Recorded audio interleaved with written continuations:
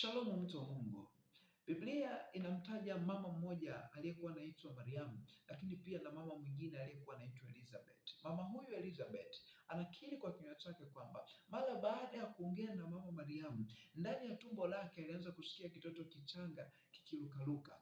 Nikapata swali moja, ni mtu gani ambaye umempa nafasi ndani ya moyo wako kusikia kutoka kwake, kujifunza kutoka kwake? Nikajifunza kwamba unatakiwa ujifunze kusikia kwa watu wanaotembea na uwepo wa Mungu, watu wanaotembea na neema ya Mungu, watu waliobarikiwa na Mungu, kwa sababu ukaribu utakaojenga na hao watu utabadilisha maisha yako. Kuna vitu vitazaliwa ndani ya maisha yako, kuna vitu utaviona vikitokea ndani ya maisha yako, kuna neema utaona ikipenyezwa ndani ya maisha yako, lakini ni kwa sababu ya aina ya watu uliojifunza kusocialize pamoja nao.